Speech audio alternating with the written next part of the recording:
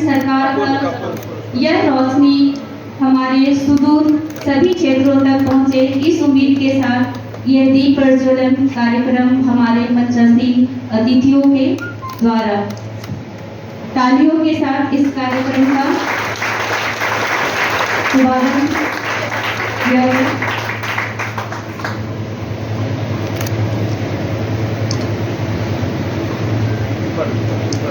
जो उपस्थित हुए आप लोगों का हार्दिक अभिनंदन और जोहार। ये कार्यशाला नशा मुक्ति से संबंधित आयोजित किया गया है। ये जागरूकता अभियान के तहत हम लोग लगभग 20 से 25 दिन पहले से चला रहे थे, जिसका वो रोकने के लिए मतलब लड़के या आदमी उसके फैमिली में जो मेंबर रहता है रोकने के लिए। कभी ऐसा तुम देखी है कि तुम्हारे अगल बगल के लोग, लड़के लोग, बच्चे लोग ऐसा नशा कर रहे हैं? क्या नशा करते हैं सर? नशा जैसे गांजा हो गया, शराब, सिगरेट। कितने छोटे, कितने बच्चे, कितने साल के बच्चे शराब पीने लगे हैं? 34 समथिंग। और गांजा? गांजा देखी हो? हाँ सर, हम तो वो लोग जाते हैं ना तो लड़के रास्ते में करते हैं, हम लोग देखे हैं। गांजा नहीं, गांजा जो पीते हैं। कितने लड़के लोग गांजा देखे हैं? हाथ उठाइए। कितने बच्चे लोग गांजा देखे हैं? सर एक क्वेश्चन बन रहा था आपको। कितने बच्चे लोग गांजा देखे हो? हाथ उठाओ। कितने बच्चे लोग भांग देखे हो?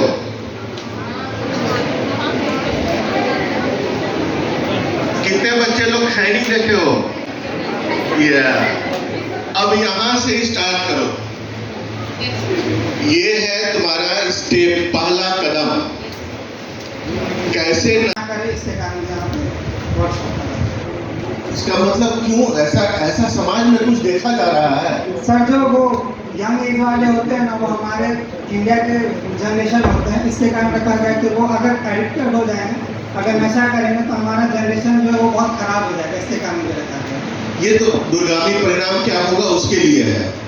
कैसे समाज, कैसे सोसाइटी के बच्चे लोग उधर जा रहे हैं, क्यों जा रहे हैं, इस पर डिस्कशन करना है। कोई दूसरा दो, कोई बच्ची तुम उठो। आना है, इस नशे से दूर रखवाना है, आज प्लेस दिलवाना है लोगों को। आज यहाँ से ये प्रॉमिस करके जाएं कि हम ही नहीं, हम अपने सोसाइटी के 10-20 लोगों को भी, 10-20 दोस्तों के बच्चे को भी इस अगर ये जाल मकड़ जाल में फंस गया है तो उससे उसको अलग करना है। हाँ बेटा बताओ, आज हम लोग क्यों यहाँ पर? उसमें मेनली था कि क्विज कंपटीशन तथा पेंटिंग कंपटीशन, रैलियां निकाली गई, प्रभात फेरी निकाली गई। साथ ही साथ जो झारखंड का डाटा के 15 साल के आयु के बच्चों का जो है प्रतिदिन 146 बच्चे नया नशा लेना रोकने के लिए कार्यक्रम को चलाया जा रहा है। साथ ही साथ जो स्कूल गोइंग बच्चे हैं, स्कूलों में जागरूकता अभियान के तहत इसमें कमी लाने की प्रयास की जा रही है, ताकि बच्चे जो है नशे से दूर रहें। साथ ही साथ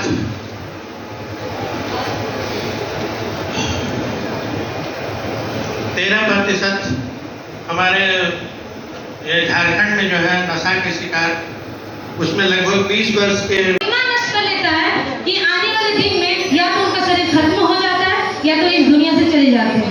लेकिन दुनिया से चले जाने के बाद उनके बाल बच्चों का क्या होता है वो तो उन्हें अंदाजा नहीं लगता है।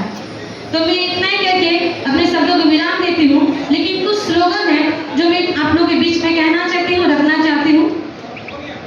गांजा, भांग, शराब, तंबाकू, तमन के है ये सब डाकू। शराब को तुम छोड़ दो, परिवार से नाता जोड़ लो। तो मैं इतना कह के मैं अपने शब्दों को विराम देती हूँ।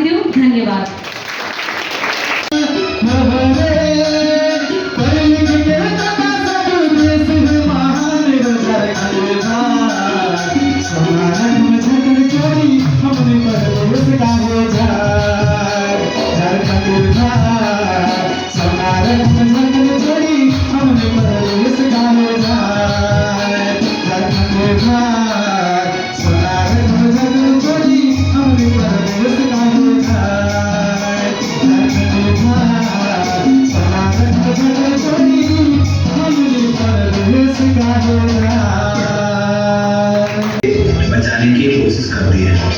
तो आइए देखते हैं एक बेटी अपने पिता को क्या सीख देती है और उनके जीवन में क्या परिवर्तन आता है।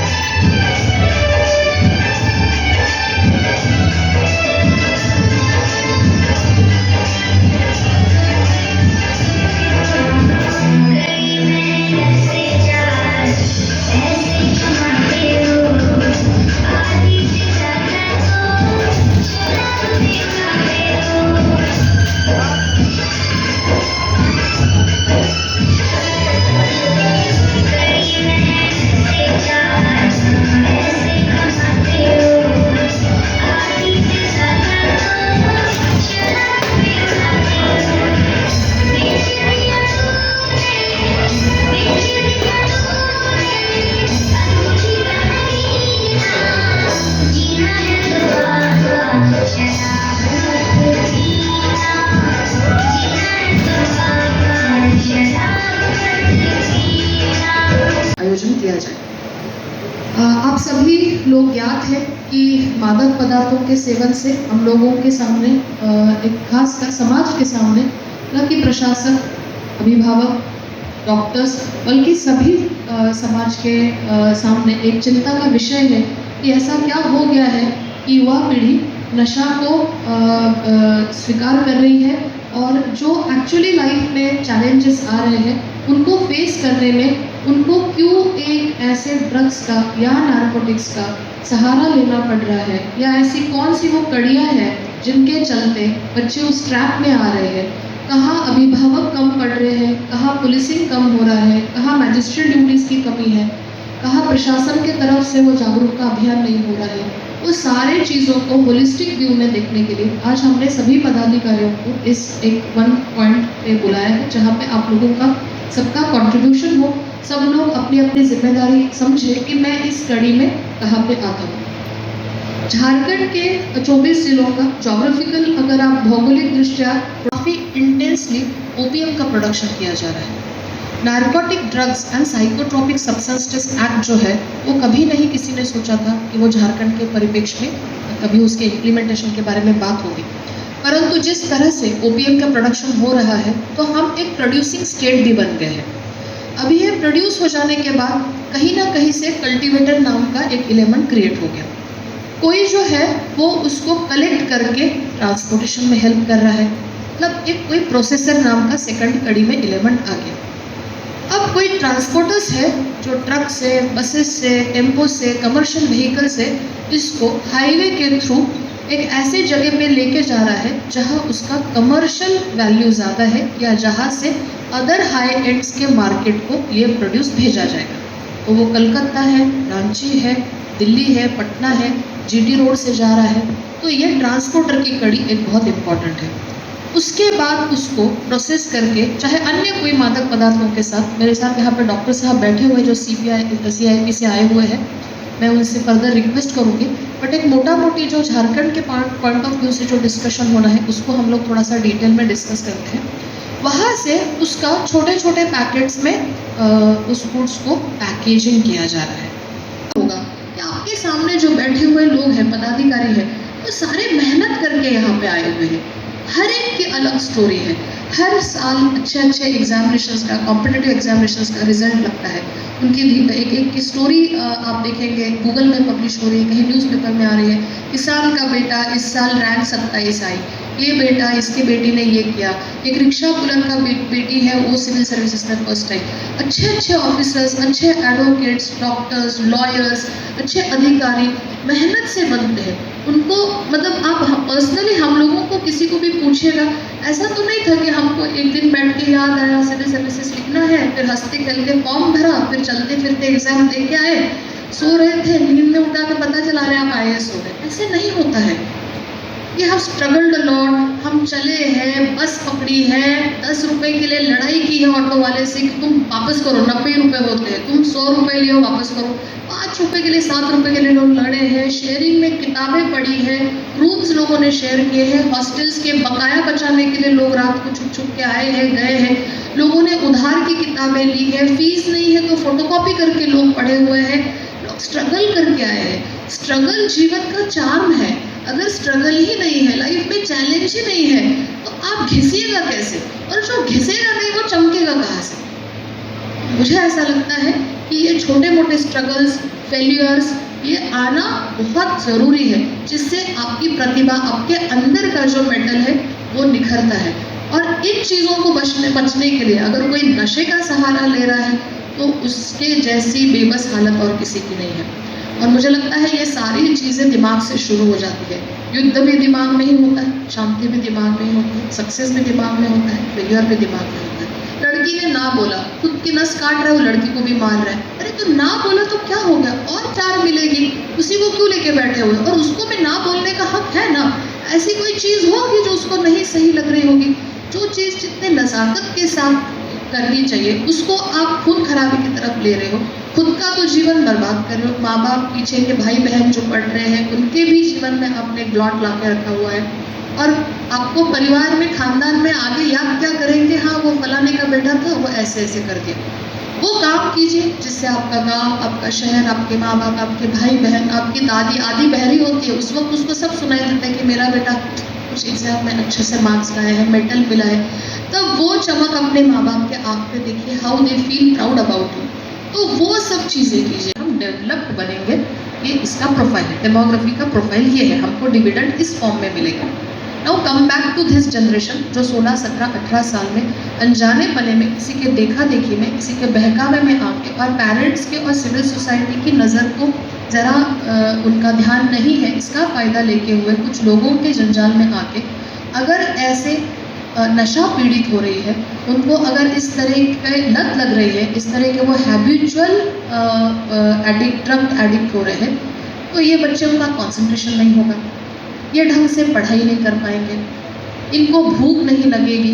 ऐसे कुछ ड्रग्स है मैंने सुना जिससे भूख नहीं लगती, जिसको मॉडल्स लेते हैं, भूख ही नहीं लगेगी, वजन नहीं बढ़ेगा, वजन नहीं बढ़ेगा, फिगर्स अच्छे मेंटेन होंगे, फिगर्स अच्छे मेंटेन होंगे तो आप डिस्प्ले में एज अ मॉडल काम कर सकते हैं। कुछ ऐसे हैं जिससे नींद नहीं आती, नींद नहीं आएगी, हम अच्छा पढ़ेंगे तो हम एग्ज़ाम में जितना पोर्शन हम कवर नहीं कर पाए हैं, एग्ज़ाम के पहले 10-12 दिन करें। तो ऐसे अलग अलग टाइप के जो ड्रग्स हैं, इनको एक बार ले जाने के बाद बॉडी का फूड एब्सॉर्ब करने की कैपेसिटी कम हो जाएगी, आपके न्यूट्रिएंट्स कम हो जाएंगे, आपके बीमार पड़ने की ससेप्टिबिलिटी फैक्टर आपका बढ़ेगा, you will be vulnerable to all this things. ये चीज़ों को सस्टेन करने के लिए आपके हाथ से छोटे मोटे क्राइम होते जाएंगे। आप चोरी करना सीखिएगा, घर में ही, घर से ही चोरी करते हैं, बाहर भी नहीं जाते, फिर धीरे धीरे बाहर से चोरी करते हैं, फिर घर का ही सामान बेचते हैं, कभी दोस्तों का बेचते हैं, छोटे छोटे गुनाहों में आते हैं। जो CCA एक्ट में हमारे यहाँ पे केसेस चलते हैं, उन अगर लोगों का प्रोफाइल अगर हम देखते हैं तो सबकी स्टार्ट छोटे मोटे चोरी, डराना, धमकाना, एक्सटॉर्शन से शुरू होती है। और ये पैसे जाते कहाँ है? इससे तो कोई अमीर बना हुआ हमने देखा नहीं, हमको बताइए। बट मेरा सभी से, मैं the young girls and boys who are sitting here, इन चीज़ों से आप खुद परहेज करें, दूर भागें, और अगर कोई कर रहा है तो उसकी भी सूचना दें। उसमें डरना नहीं है, उसमें हम एक दूसरे की मदद कर रहे हैं। उसको सिचुएशनली लगेगा कि तुम मेरी चुगली कर रहे हो, तुम मेरे बारे में किसी को बता रहे हो, तुम्हारे वजह से मुझे घर में मार पड़ गई। नहीं, लॉन्गर रन में वो आप ऐसे 10 लोगों को उस ट्रैप में आने से बचा रहे हो। तो मुझे ऐसा लगता है ये चीज़ें एक दिन या एक बार बात करके ख़त्म होने वाली नहीं है। इसलिए parents, teachers, media, civil society, transport association, hotels, clubs, bars, ये जहाँ पे भी पार्टी सेंटर्स है वो सारी जगह हम सभी लोगों का, खासकर पुलिस जिनको इनके बारे में पता होता है, वो जो इन्वेस्टिगेट करते हैं उनको आगे के forward linkages and backward linkages के बारे में ज़्यादा जानकारी होती है। वो सारे लोगों को एक साथ बात करने की, बैठने की ज़रूरत है। और इस युद्ध के अगेंस्ट, ये जो एक सही में बहुत बड़ा चैलेंज है, मतलब अगर किसी के घर में, लाइफ में, समाज में, कंट्री में पैसे आ रहे हैं तो उसका अच्छा उपयोग होना चाहिए। अगर ये उसका उपयोग हो रहा है तो वो पैसा हमारे किसी काम का नहीं है। मुझे लगता है हमारा राज्य प्रशासन, हमारा जो गृह विभाग है, वो हमारी माननीय प्रधान सचिव मैडम, हमारे सभी वरिष्ठ अधिकारी, पुलिस पदाधिकारी काफ़ी इसके लिए सेंसिटिव है। This topic is very close to their heart. और ख़ासकर एसएचजीज जो है, वहाँ पे अगर डीपीएम हमारे JSLPS के आए होंगे तो वो उनसे मेरा डेंस एरियाज़ है, छोटे छोटे गलियाँ हैं, छोटे छोटे स्लम्स हैं, ऐसे एरियाज़ में काम करने वाले जो लोग हैं उनके ऊपर हमें खास विशेष निगरानी रखने की ज़रूरत है। सोसाइटी को विजिलेंट बनने की ज़रूरत है। और इसके बाद अगर बहुत ही क्रॉनिक क्रिटिकल केस हो जाता है तो हम लोग देखते हैं कि उसकी डेथ हो गई या फिर ऐसे ही मरणासन्न अवस्था में पड़ा हुआ है, उसका ध्यान ही नहीं है वो क्या बोल रहा है, and then he is completely unconscious stage में इंसान चला जाता है।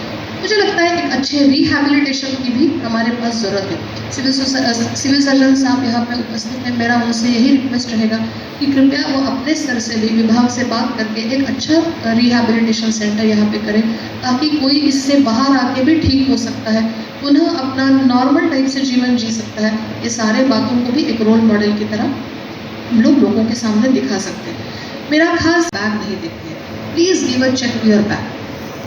सेकंड थिंग, आपका बच्चा कोने में जाके किससे बात कर रहा है, ये भी एक बार समझने की बात। Okay, I want a space, but इसका मतलब ये नहीं कि उस स्पेस का कोई गैर फायदा लेके किसी अलग जगह पे उसका इन्वेस्टमेंट हो रहा है, उसका ध्यान जा रहा है, किस ट्रैप में आ रहा है, कौन टाइप के लोगों से वो मिलता है, वो एक चीज़ हम लोग देखते हैं कि आजकल हमारा ध्यान हट गया है।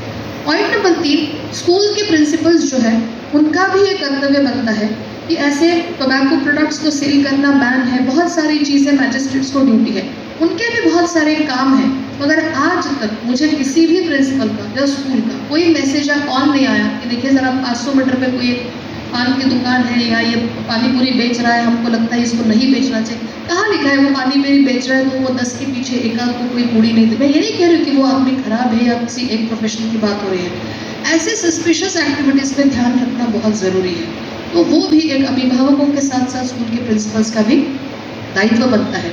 और बच्चों के साथ भी बात करने का हमारा दायित्व बनता है कि जितने भी हमारे स्कूल पेरेंट टीचर्स मीटिंग हो रहे हैं, जितने भी स्कूल लेवल मैनेजमेंट के कमेटी के मीटिंग्स हो रहे हैं, जितने भी स्कूल्स में प्रोग्राम्स हो रहे हैं, तो आप एक अच्छे रोल मॉडल्स उनके सामने प्रोड्यूस करने का प्रयास करें। लोगों को फेल्यूर से डर है, लोग सुसाइड कर रहे हैं, माँ बाप भी किसी चीज़ को नकारा, लोग जाके आत्महत्या कर रहे हैं, कुछ नहीं मिल रहा है, लोग एक दूसरे को क्राइम के तहत छोटे छोटे एक्टिविटीज़ में जा रहे हैं जहाँ नहीं जाना चाहिए, फेल हो गए हैं तो उनको पता नहीं कौन सा डिप्रेशन आ रहा है। डिप्रेशन वगैरह कोई चीज़ें कुछ साल पहले नहीं थी, और depression is a continuous thing, ये कोई प्रोमिनेंटली आता है और प्रोमिनेंटली जाता है नहीं है। अभी थोड़ा लाइट खत्म हो जाएगा, फैन बंद हो जाएगा, सबको पसीना आएगा तो वी विल फील लिटिल लो। अब ये state of being low for considerable period of time is depression. जैसे डिप्रेशन होता है तो वैसे डिप्रेशन के अपोजिट भी कोई चीज़ें दिन में होती होगी। आप अच्छी नींद लीजिए, उसके देखा देखी 3-4 लोग ले रहे हैं। अरे पता नहीं कौन सी अजीब सी मेंटल नमनेस टाइप स्टेज है, क्या नशा चढ़ता है मुझे तो आज तक समझ में नहीं आया। 2 घंटा एक्स्ट्रा सो लो तो आदमी का सर धरने लगता है कि पता नहीं क्यों ज़्यादा सोए। ये हमेशा कांस्टेंट सेमी स्लीप मोड में रह के इनको क्या मिल रहा है, पर्सनली मुझे नहीं पता है। डॉक्टर साहब इसमें लाइट डालेंगे कि ये करते क्यों है, what is that thing which actually attracts them to do. But ये करने के बाद होता क्या है, अब उसको हम देखते हैं। एक बार आदत लग जाती है, फिर जो पैसा पॉकेट मनी होगा या घर से मिलता होगा, भाई बहनों से मांगते होंगे, उससे ये लोग खरीदना शुरू करते हैं। अब जब और आदत लग जाती है तो कोई मांग रहा है, किसी से उधार ले रहे हैं, फिर धीरे धीरे चोरी कर रहे हैं, फिर धीरे धीरे उसको बोल रहे हैं कि तुम मुझे 1 दो, मैं तुम्हारे 10 बिकवा के देता हूँ। वो खुद भी पैसा नहीं देने की स्थिति में 10 लोगों को बांटने का काम कर रहा है। इस तरह से कंज्यूमर खुद ही नेटवर्किंग के जाल में आ रहा है और ये काम हो रहा है।